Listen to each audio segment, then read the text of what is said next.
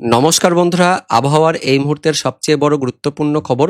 পূর্ব মধ্য বঙ্গোপসাগর এবং তার পার্শ্ববর্তী মায়ানমার উপকূলে তৈরি হয়েছে ঘূর্ণাবর্ত সহ নিম্নচাপ, যা উত্তর উত্তর পশ্চিম দিক বরাবর এগিয়ে মায়ানমার উপকূল হয়ে দক্ষিণ বাংলাদেশের উপকূলের দিকে এগিয়ে যাবে, জানাচ্ছে আলিপুর আবহাওয়া দপ্তর। ঠিক আমরা আগের ভিডিওতে যেমনটা জানিয়েছিলাম, আলিপুর আবহাওয়া দপ্তর থেকেও সেই একই আপডেট এই মুহূর্তে জানানো হচ্ছে।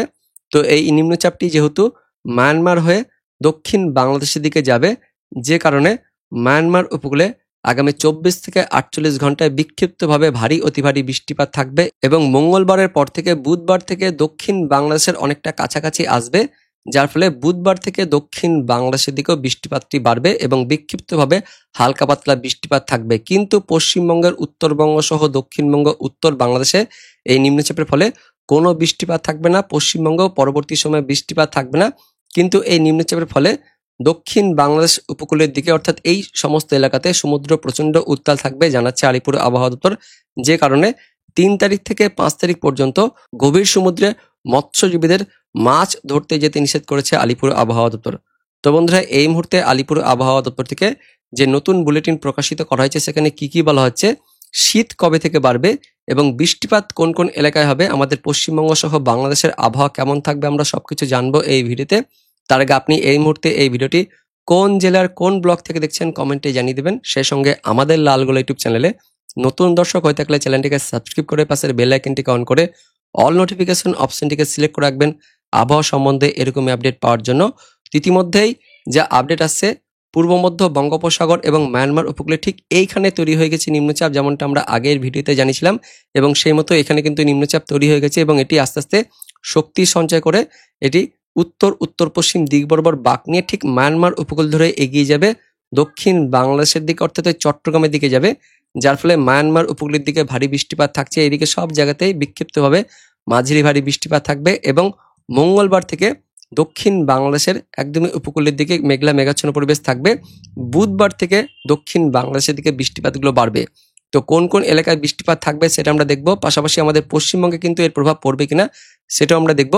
তার আগে দেখে নেব এই মুহূর্তে আলিপুর আবহাওয়া দপ্তর থেকে যে নতুন বুলেটিন প্রকাশিত করা হয়েছে, সেখানে কি বলা হচ্ছে, পূর্ব মধ্য বঙ্গোপসাগর এবং তার পার্শ্ববর্তী মায়ানমার উপকূলে নিম্নচাপ অবস্থান করছে, বিস্তারিত জানবো। তো পূর্ব মধ্য বঙ্গোপসাগর এবং তার পার্শ্ববর্তী মায়ানমার উপকূলে নিম্নচাপ তৈরি হয়েছে এবং এই নিম্নচাপটি আগামী 48 ঘন্টার মধ্যেই উত্তর উত্তর পশ্চিম দিকে বাঁক নিয়ে ওই মায়ানমার এবং বাংলাদেশ উপকূলের দিকে যাবে, জানাচ্ছে আলিপুর আবহাওয়া দপ্তর। তো এই নিম্নচাপের ফলে আমাদের পশ্চিমবঙ্গে কিন্তু কোনো প্রভাব থাকবে না, পশ্চিমবঙ্গের জন্য কোনো সতর্কবার্তা নেই, একদমই আকাশ পরিষ্কার থাকবে। কিন্তু মৎস্যজীবীদের জন্য একটু সতর্কবার্তা দিয়েছে আলিপুর আবহাওয়া দপ্তর।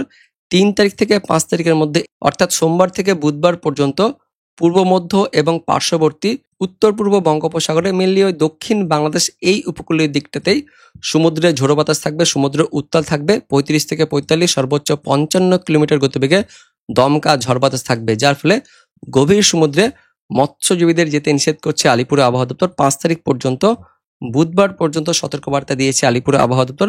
এবার দেখে নেব অনলাইন সিস্টেম অনুযায়ী আমাদের পশ্চিমবঙ্গ সহ বাংলাদেশের আবহাওয়া কেমন থাকবে, পাশাপাশি তাপমাত্রা কবে থেকে কমবে, অর্থাৎ শীত কবে থেকে বাড়বে সেটাও দেখে নেব। তো আগামী 24 ঘন্টায় আমাদের পশ্চিমবঙ্গের দক্ষিণবঙ্গ একদমই পরিষ্কার থাকছে, উত্তরবঙ্গের দিকেও পরিষ্কার থাকছে, উত্তর বাংলাদেশ পরিষ্কার থাকছে, দক্ষিণ বাংলাদেশও পরিষ্কার।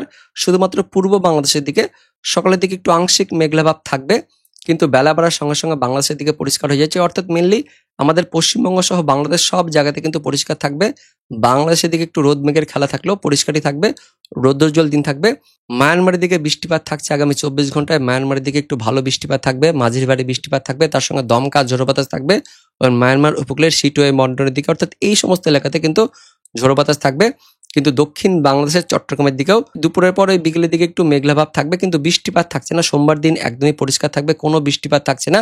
মঙ্গলবারের দিকে সকালের দিকে একটু মেঘলাভাব থাকবে দক্ষিণ বাংলাদেশের চট্টগ্রাম এলাকাতে, এবং মায়ানমারের অনেকটা কিন্তু ভেতরের দিকে প্রবেশ করবে, অর্থাৎ বাংলাদেশের কাছাকাছি চলে আসবে নিম্নচাপটি মঙ্গলবারের দিকে, যার ফলে ধীরে ধীরে এই দক্ষিণ বাংলাদেশের চট্টগ্রামের দিকে একটু মেঘলাভাব বাড়বে, কিন্তু বাকি এলাকা অর্থাৎ বাংলাদেশের বাকি এলাকা পরিষ্কার থাকবে। পশ্চিমবঙ্গের উত্তরবঙ্গ, দক্ষিণবঙ্গ মঙ্গলবার দিনও পরিষ্কার থাকবে, কোনো কিন্তু বৃষ্টিপাত থাকবে না, পাশাপাশি মেঘলাভাব থাকছে না। পশ্চিমবঙ্গ পুরো পরিষ্কার, দক্ষিণ বাংলাদেশের দিকে ওই চট্টগ্রামের দিকে মেঘলাভাব মেঘাচ্ছন্ন ভাব থাকছে, মায়ানমার দিকে বৃষ্টিপাত থাকবে। মঙ্গলবার সন্ধ্যের পর থেকে নিম্নচাপটি অনেকটাই কাছাকাছি চলে আসবে দক্ষিণ বাংলাদেশের দিকে, যার ফলে মঙ্গলবার রাত থেকে একটু বৃষ্টিপাত থাকবে। দক্ষিণ বাংলাদেশের চট্টগ্রামের দিকে বৃষ্টিপাত থাকবে, মেঘলা মেঘাচ্ছন্ন পরিবেশ থাকবে, তার সঙ্গে বিক্ষিপ্তভাবে কিন্তু হালকা পাতলা বৃষ্টিপাত থাকবে। এদিকে মহেশখালী চট্টগ্রামের দিকে বৃষ্টিপাত থাকছে। তার পাশাপাশি টেকনাফ বন্দরের দিকেও কিন্তু এই জায়গাতেই অবস্থান করবে নিম্নচাপটি। মঙ্গলবার রাত থেকে বৃষ্টিপাত বাড়বে এবং সেই সময় থেকে দমকা বাতাসও থাকবে এই চট্টগ্রামের দিকে, যার ফলে সমুদ্র কিন্তু উত্তাল হয়ে যাবে এবং পাশাপাশি বৃষ্টিপাত থাকবে। বিক্ষিপ্তভাবে কিন্তু হালকা পাতলা বৃষ্টিপাত থাকবে, দমকা বাতাস থাকবে। চট্টগ্রাম মহেশখালী এদিকে দিকে ঝোড়ো বাতাস বইবে। তো মঙ্গলবার রাত থেকে বুধবারের মধ্যে বাংলাদেশের দিকে কিন্তু ঝড় বাতাস থাকছে। দক্ষিণ বাংলাদেশের চট্টগ্রাম, তার সঙ্গে মহেশখালী, অর্থাৎ এই চট্টগ্রাম বিভাগ জুড়ে বৃষ্টিপাত থাকবে। কিছুটা এদিকে বরিশাল লাগোয়া স্থানগুলিতেও মেঘলা মেঘাচ্ছন্ন পরিবেশ থাকবে। তার সঙ্গে ত্রিপুরা মিজোরামের দিকেও মেঘলাভাব থাকবে। আর মায়ানমারের দিকে তো বৃষ্টিপাত থাকছে এবং বুধবার দিন সকাল থেকেই মেঘলাভাব থাকবে চট্টগ্রামের দিকে, তার সঙ্গে বৃষ্টিপাত থাকবে। আর নিম্নচাপটি ধীরে ধীরে ওই মায়ানমার তার সঙ্গে ত্রিপুরার ওপরে আস্তে আস্তে বিলীন হয়ে যাবে এবং বুধবার সারাদিন মেঘলা মেঘাচ্ছন্ন পরিবেশ থাকবে। কিন্তু বাংলাদেশের বাকি এলাকা, এদিকে দেখতে পাচ্ছেন আমাদের পশ্চিমবঙ্গ লাগোয়া স্থানগুলিতে, অর্থাৎ রংপুর, তার সঙ্গে রাজশাহী, তার সঙ্গে খুলনা এলাকাগুলি পরিষ্কার থাকছে। বাংলাদেশের পাশাপাশি এদিকে পশ্চিমবঙ্গের উত্তরবঙ্গ সহ দক্ষিণবঙ্গের দিকেও পুরো পরিষ্কার থাকবে। বুধবার দিনেও কিন্তু পশ্চিমবঙ্গ পরিষ্কার থাকছে। তো পশ্চিমবঙ্গে কিন্তু এই নিম্নচাপের কোনো প্রভাব থাকছে না। সোমবার, মঙ্গলবার, বুধবার পুরো পরিষ্কার থাকবে এবং বৃহস্পতিবারও পরিষ্কার থাকছে। আর বৃহস্পতিবার দিন থেকে দক্ষিণ বাংলাদেশের দিকে বৃষ্টিপাতটা বাড়ছে, দক্ষিণ বাংলাদেশের চট্টগ্রামের দিকে বৃষ্টিপাত বাড়বে। তো বুধবার এবং বৃহস্পতিবার এই 2 দিন চট্টগ্রামের দিকে টানা কিন্তু বৃষ্টিপাত থাকবে, মেঘলাভাব থাকবে। শুক্রবার থেকে আস্তে আস্তে বৃষ্টিপাতের তীব্রতা কমবে কিন্তু মেঘলা মেঘাচ্ছন্ন পরিবেশ থাকবে। শুক্রবারের পর থেকে কিন্তু আকাশ অনেকটা পরিষ্কার হয়ে যাবে, অর্থাৎ যেটা ঘূর্ণাবর্ত শুক্রবারের পর থেকেই কেটে যাবে এবং শনিবার থেকে একদমই কিন্তু এই পথটা ক্লিয়ার হয়ে যাবে, যার ফলে উত্তর পশ্চিম ভারতের শুষ্ক বাতাস একদমই হুড়হুড় করে প্রবেশ করবে আমাদের পশ্চিমবঙ্গ সহ বাংলাদেশে। যার ফলে 7 তারিখের পর থেকে 8 তারিখ থেকে তাপমাত্রা কিন্তু অনেকটাই কমতে থাকবে, যার ফলে চলতি সপ্তাহের একদমই শেষ ভাগ থেকে তাপমাত্রা কমতে থাকবে, অর্থাৎ শীত বাড়তে থাকবে, এমন কিন্তু আপডেট আছে। আমরা দেখে নেব কেন্দ্রীয় আবহাওয়া দপ্তর থেকে কি বলা হচ্ছে। দেখতে পাচ্ছেন 3 তারিখ আগামী 24 ঘন্টায় দক্ষিণবঙ্গের উপকূলবর্তী এলাকাগুলিতে তাপমাত্রা ওই 24 থেকে 26-এর মধ্যে থাকবে, অর্থাৎ একটু হলেও গরম ভাব থাকবে। পশ্চিমের জেলাগুলিতে তাপমাত্রা কমছে, এদিকে বাঁকুড়া, তার সঙ্গে পুরুলিয়া, পশ্চিম বর্ধমান, বীরভূমের দিকে তাপমাত্রা কম থাকবে। উত্তরবঙ্গের দিকেও তাপমাত্রা কম থাকবে, ওই 24 থেকে 22-এর মধ্যে থাকবে। উত্তর বাংলাদেশের দিকেও তাপমাত্রা 22-24-এর মধ্যে থাকবে, কিন্তু দক্ষিণ বাংলাদেশের দিকে তাপমাত্রা ওই 24 থেকে 26-এর মধ্যে থাকবে। এরকম অবস্থা 4 তারিখের দিকেও থাকবে। 4 তারিখে কিন্তু তাপমাত্রা আরেকটু বাড়বে, 24 থেকে 26 হয়ে যাবে। পশ্চিমের দিকে কয়েকটি স্থানে একটু তাপমাত্রা কম থাকবে। 5 তারিখ পর্যন্ত যেহেতু ঘূর্ণাবর্তটি একদমই কাছাকাছি চলে আসবে দক্ষিণ বাংলাদেশের, যার ফলে 4 তারিখ 5 তারিখে তাপমাত্রা একটু বাড়বে, একটু গরম কিন্তু অস্বস্তি ভাব থাকবে।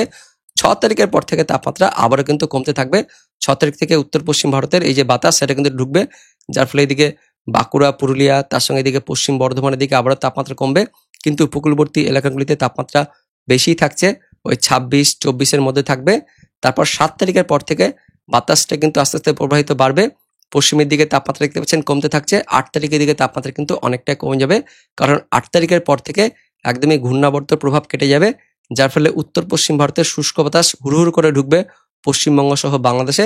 চলতি সপ্তাহের শেষ ভাগ থেকে তাপমাত্রা কমতে থাকবে। মোটামুটি 8 তারিখ 9 তারিখের পর থেকে তাপমাত্রা অনেকটাই কমতে থাকবে, প্রায় 2 থেকে 3 ডিগ্রি মতন তাপমাত্রা কমে যাবে, এমনও কিন্তু আমরা দেখতে পাচ্ছি এই মুহূর্তে কেন্দ্রীয় আবহাওয়া দপ্তরের আপডেট অনুযায়ী। তো বন্ধুরা, এটাই ছিল এই মুহূর্তের লেটেস্ট ওয়েদার আপডেট। দেখা হচ্ছে পরবর্তী আপডেট নিয়ে, ততক্ষণের জন্য ধন্যবাদ।